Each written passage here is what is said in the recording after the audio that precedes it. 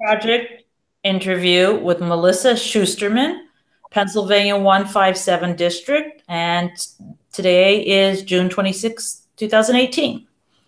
Thank you so much for agreeing to do this, Melissa. Oh, absolutely. Mr. District keeps me smiling every day. When I wake up, I look at Facebook, I look at Instagram. Sometimes I go out running to my mailbox for checks. It's just so exciting that people outside of Pennsylvania realize that we are fighting for democracy here. So thank you. Our pleasure. We want to see people win. We want to go blue, right? Woo! Go blue. I'm going to go blue. Yes. Okay, so you want to just tell us a little bit about yourself, a little intro? Absolutely. I've been in the area for over 4 generations.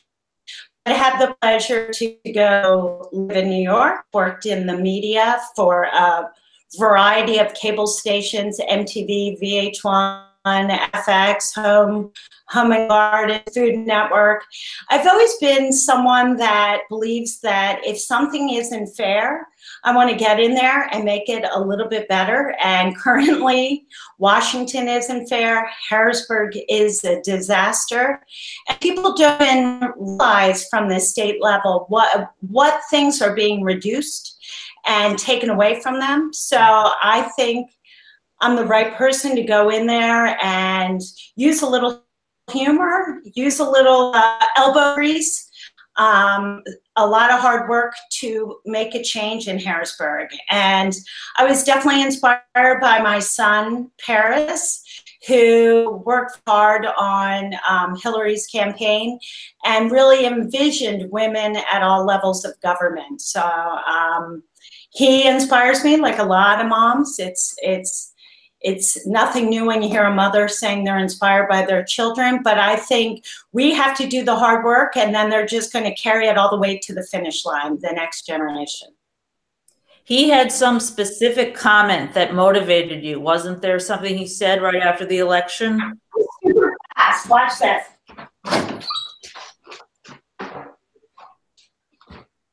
So his quote was on the cover of New York Magazine, and it was very specific. I thought it was a little provincial or suburban, but truly as mothers, we all feel exactly the same way across the country. And it said, the quote is, my 16-year-old turned to me after the election and he said, America doesn't want a smart, qualified woman in office. And by Friday, I was running. So by the bags under my eyes, you can tell I've been running since the election, more officially since last June. So that's quite officially since September, but I privately started raising money and spreading my message last June. So that's what made you decide to run, was his comment along with this other general sense of things not being as they should be? Yeah, and I've always been politically engaged. And the more you deep dive into political engagement and look at people's records, you realize, like, for example, my opponent's been there for 8 years and he really hasn't passed a whole heck of a lot. And the minute I came on the scene, like a newbie, you know, no one knows me, I'm not the incumbent, he's changing a lot of his efforts towards the same things I'm saying I will move forward. So I really want to be someone who's I'm proactive in my life. I don't wait till people are looking to do the right thing. And that motivates me as well. You know, you have to get people in who know how to keep moving forward as opposed to just waiting till all eyes are on them. So one of the things you seem to focus on is education and funding for education. And I got to admit, when I was sort of researching this, it was very unclear to me whether there's been more funding as a result of your opponent having been in office or less funding. So maybe you can help me figure that out.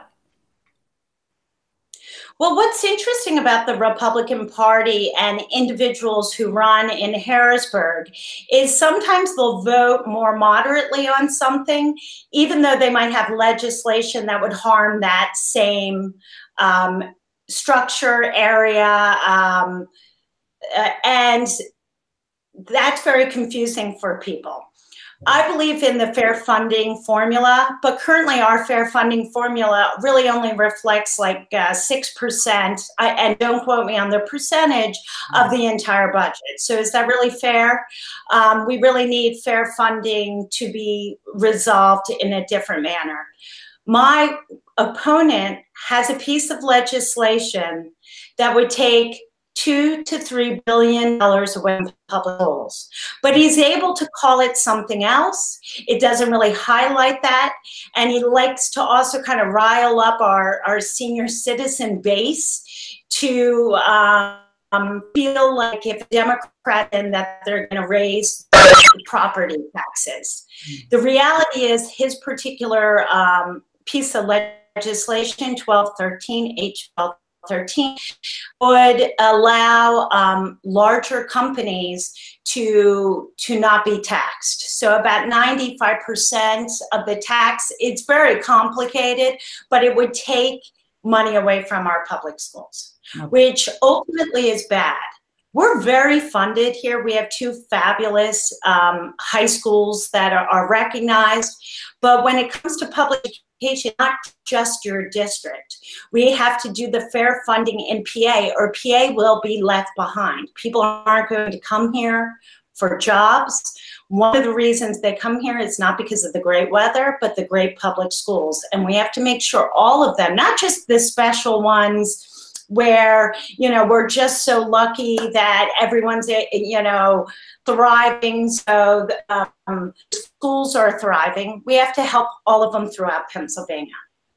Now, you went to one of those public schools, didn't you? One of the high schools? Yeah, I went to Conestoga High School, which is in my district, and I'm a product of public schools. I got a little lucky. My parents grew up in Phoenixville, which is also in my district. Phoenixville High School right now is just doing amazingly. So all these schools are great and well-funded schools with kids that go on to great universities or make the choice to start their own business, whatever it is, they are prepared for the next step. I was lucky enough to have 6 Conestoga externships. That means their last month of senior year, they came here and worked for me full time. And they're all going to fabulous colleges or taking a gap year to work on other things, social issues. So can you just describe where Phoenixville is relative to, say, Philadelphia, I guess? And what issues, sure. What issues you think the go ahead. Area care most about? Okay, that's great. Philadelphia, we're in a commuter town, except we don't have, we have one train station. It's in Paoli, and that is about 20 minutes away from Phoenixville, 10 minutes without terrible traffic away from Schuylkill, and just steps away from many of the homes in Tredyffrin. So my district is Tredyffrin, Phoenixville, and then a little bit of Montgomery County, Upper Providence. And a lot of people who live in my district commute to Philadelphia or Manayunk, or probably the other way to Harrisburg, or even up to New York. So it's an incredibly vibrant district. People are very educated. I think the number is 62% of bachelor's degree or higher. So if you can really think about that, 62% of the residents have a bachelor's degree or higher. So it's a very vibrant area. And that's, again, why I believe so much in public schools is we can't become a district that just stays within district. We have to be able to move to all other dynamic areas of Pennsylvania. What's important to people? I've knocked on 10,000 doors. I have very long legs and very fast feet. I'm finding the ban on assault weapons is reflective of my district with both people who own guns and people who don't. It also goes across aisle with Republicans and Democrats, Independents, Green Party. There's really no room in Pennsylvania for military-style assault weapons. Some people say, oh, you banned that, and it's not very effective. The bad guys will always have guns. But what I say is our younger generations, both of my high schools did walkouts as a result of all the school shootings. If we just prevent one school from having tragedy, I think it's a very important issue. Doesn't mean then we just go, we did it, we solved the problem. No, we have to move forward. We have to look at mental health, school safety, a myriad of other issues. But banning military assault weapons would really send a signal to other states, to the young high school students who are newly engaged in Pennsylvania, that the government can work for them, because this is their issue. So it's reflective of the young people in my district. So I think, go ahead. I was just gonna ask, the 6 people you have who are doing the externships, is this something they've brought up to you, and are they helping sort of carry that message to you, and then going back and maybe doing voter registration with some of the older kids at the high school? Is this a point of contact, the gun issue? Well, I think that's reflective of being at the doors. When you knock 10,000 doors, you're knocking all type of doors. But yes, both my interns, my fellows, and the externship high school students, it is one of their major issues. And we do have a kind of like a phone bank where we're contacting 800 newly registered voters to make sure they have absentee ballots in case they fall into the, they go to college somewhere else. The school in my district, Conestoga, where I went for high school, they received an award from our Senator, Andy Dinniman, for enrolling a lot of new voters. And they did that beautifully. And they said it was a lot of tough work. People really kind of ran from it, but I think they signed up. Once again, I don't remember the numbers. This award was given over the winter during petition season, but it was over 100 at their high school. So that's very exciting. The kids are engaged, not all of them, but this is one of their issues. So that's one issue that's very important within the district. And it's also driven by the doors. It's not just the people working for me. Another issue that's important is making sure that transparency in the government, that a lot of times newsletters go out and emails go out, and no one really understands what the law is about or the piece of legislation is about. So I am a video director, and I would love to be transparent explaining pieces of legislation before they come up for a vote. So the people in my district can feel a little bit more involved. Another important issue in the district is public education, because although the schools in my district are great, I think Conestoga was the number one public school in the state. From what I can tell, knocking on 10,000 doors is, regardless if the person sending their child to public school or a private school or a special school or special needs, they believe in the power of public education. And I think that's one reason why my common sense before politics is something people connect to, is we need to give all children a fair shot, and public school does that. So that's very impressive, the enrollment figure, because I sat with one of my son's friends for 3 days in front of the cafeteria, and we got 1 kid. So that's very impressive that they enrolled that students. The school is impressive, and these kids are going on to study all sorts of things, but they're passionate about their issues, which are my issues and our issues. So you've sort of touched on this already, but what is the biggest difference between you and your opponent? That's a great question. It would be voting record. Now, I haven't gone in to vote yet, but he has voted 93% of the time with Turzai, which is the head of the Republican Party, and obviously have a majority. And I feel like his agenda does not reflect the people in my district, let alone the people I know in Philadelphia. I also think that I'm going to go in with both feet firmly on the ground to move forward on, especially my promise to bring up legislation to ban assault weapons. I feel like I don't really owe anyone, anything but the people in my district that vote for me.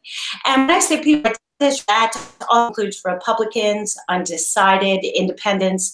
I want to be the person that listens to their hopes and dreams and doesn't think what goes in and creates legislation that might not always be popular with everyone and really is a risk taker with pushing things forward.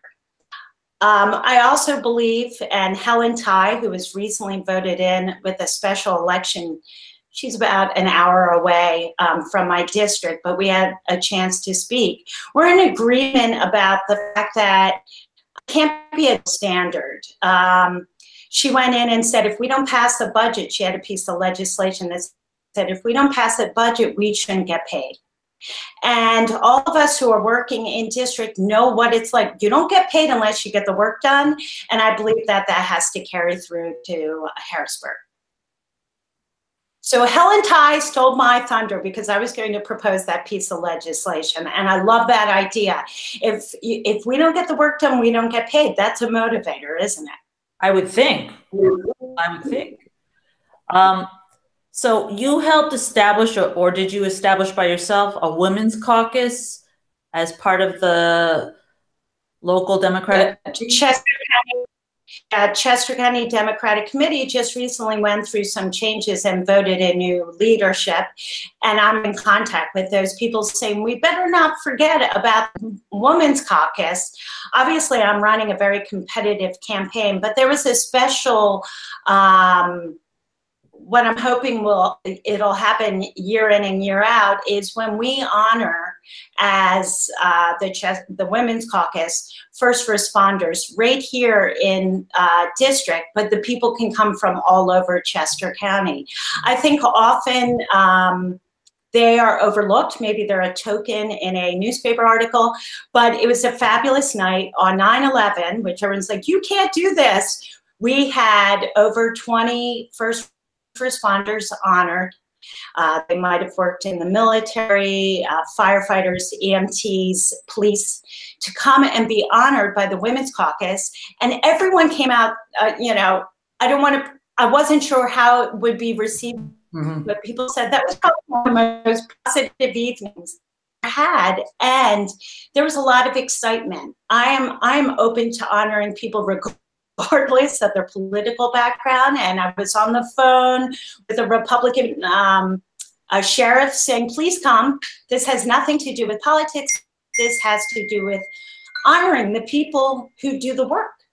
And we have to do that. We also have to show young women that there are women police officers, there are women firefighters, there are women EMTs. They have to see them in uniform. Quite a few of them came in uniform, military uniform. We had Chrissy Houlihan, who's running for Congress and has served in the military. It just was an amazing evening visually for our young people as well to see how many women. So the woman you just mentioned, she's running for U.S. Congress? And she's from Airport, right? Yeah, she's running for U.S. Congress in PA-6. She was running against Costello, who stepped down, but she is still running a very competitive race, so we can make sure we will secure that position. She's basically the bellwether, and I'm right under her. She has more than one state rep, obviously. And it is this sort of part of Pennsylvania that it's so important to turn blue, because it'll reflect where the country is going. So it looked to me like you went through the Emerge program. Did you do that? Go through their program? Yes. Emerge cohort, and I have 27 Emerge sisters, as well as a lot of alumni. So that's sisters. It's a group, right, that helps Democratic women nationwide run for office. It has a training program. So presumably you did that recently. What did you find most useful about that in the training? What was most useful to you that you've used? I am also currently running, as well as some of my Emerge sisters. It was really the cohort, having other women who are going through this, who feel stuck sometimes, or when I'm feeling stuck, that they push. I mean, it's almost very emotional, because you do get stuck. We are up against powerful incumbents with lots of money, with lots of years of being able to have access to everyone in the government and within their community.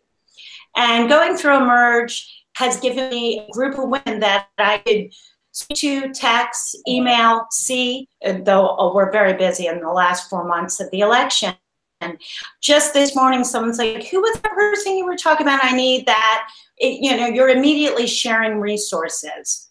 Once again, that's because we're running now. For the women who weren't running now, it gives them a group of women that can help show them that they're capable of running. Because we really have to have a wave of women running to change the perception and the representation of women in Pennsylvania. So who are your biggest supporters now in state, in your district? Well, my family, they're big supporters. I've also been endorsed by the teachers union. Most recently, the AFL-CIO, which is an umbrella of unions. Represent PAC it's called Represent PA, they don't train women, but they identify flippable seats, and they have endorsed me. There's other small groups that have endorsed me. Gun Sense, Moms Who Demand Gun Sense. I mean, the list goes on and on. I would say, supporter-wise, every person who's just lent a hand or gone door to door, even during petition season where we had so much snow and rain, it was crazy. Those are my supporters. This is grassroots. It's those high school students that are willing to give up an afternoon to go door to door. This, as big as it gets, it really comes down to people willing to open the door when I come to their door and knock, willing to engage in discussion and be open to the possibility of voting for me. And that includes, once again, Democrats, Republicans, Independents, Green Party, people who are willing to open their minds and say, yeah, Melissa's just a common sense person. She's a lot like me. We have, some similarities, and I would like to see her represent me in Harrisburg. Who are your primary financial sponsors? Your primary. Pardon me? Where are you getting most of your funding from? Who are your primary financial sponsors? It's grassroots. It's small amounts. I think the most, someone in-kind me $3,000 for a kind of a fancy fundraiser, but all the people we invited donated 150, 75. I don't have large donors. I've been able to raise $105,000 through small donors. And I would say my largest donor was my mother with $5,000. that's my largest donor. She owes me. So what can people do who are outside of your district, like the Sister District Project people? What could we do that would help your campaign? Well, there's several things that come to mind. Keep holding the polka parties and the potlucks, all those checks and online donations that might seem small and insignificant. I think Sister District is my largest donor. Sorry, that's my son. I'll be calling him later. So I think it adds up. It's power to the people, basically. Secondly, I'm really interested in having some volunteers to help me phone bank. That's another. And I really think texting is going to make an impact. And so I would like that to be underwritten by, maybe it's a couple of groups or one group in particular. I'm willing and open to have people come here to Canvas, but I understand how far everyone is, so it's not very practical. And I think phone banking, texting, hosting, anything, nothing, it doesn't have to be fancy to gather small donations is terrific. And I think also if everyone spoke to 20 people outside a sister district and explained what is happening in Pennsylvania and how desperately we need you, maybe then it would extend the interest even further. So how would the texting be used? Would it be for messaging, or would it be to remind people to go to the polls, or? I think it has to be a series of messaging depending on who we're targeting, but it would reminder to the polls, vote. And probably prior to that, it would be some messaging surrounding an issue or possibly a piece of legislation that's dropping, to let them know that I'm fighting to make sure that they're represented in Harrisburg, or a certain piece of legislation either survives or dies. So do you still have your dog? I had to quarantine mine because I thought he would bark the whole time. But do you still have your dog? Yeah. Yes, I have my dog. Because you talk about your dog, but I don't see any pictures of your dog on the website. And I wonder, well, I mean, does the dog go door to door? Tyler. The dog contributed to Tyler. Yeah, well, you know, my dog basically sits on everyone's lap here, and my home, this is my, could you bring Zoe really quick? My home has been campaign headquarters. Like when my team just were cleaning out the offices, my new office, we were here at campaign headquarters. I make sure to grill things up and have lunch for them. We've been campaign headquartering in my home for a long, long time. So it's going to be great to be in a place, a very public place where about 35,000. Yeah. Door to door would be tough. She would literally bark at everyone's dog, and everyone in my district, it seems like, has a dog. And she would just sit probably after a while, because she's a professional cuddler. Well, that's what she does. And she actually has that. Well, she knows what she's good at. She knows what she's good at, and she does that. I was just wondering, because you talked about her, and clearly she is very photogenic. So I was just curious. Yeah, she is, and she'll be at our new campaign offices, so everyone can have a chance to cuddle if they're having a bad day. That would get me out to Canvas, the cuddling.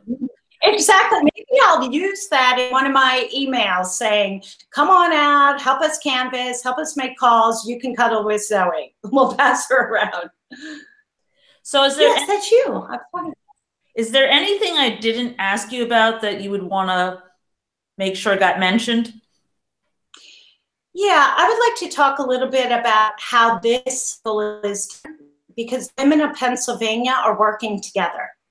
So we are all busy, and sometimes we feel siloed, but we're in support of one another. Last night I went out to an event to support my emerged sister, Pam Hacker, who is running state representative right next to my district. We are out to show that we're not alone. We're trying to go in as a wave to make sure that we can make change from day one. It's very hard to make, you know, it's great when someone's like, I'm the leader of the pack, but one person isn't going to create this change. So we are helping everyone pull it up and to be as resourceful as possible and as strategic as possible, because we're currently running out of time. So when we get there from day one, we can start getting work done and create change to also create a more reflective legislature. Well, thank you so much for doing this interview. We really appreciate it. We want to see you win. We want to help you.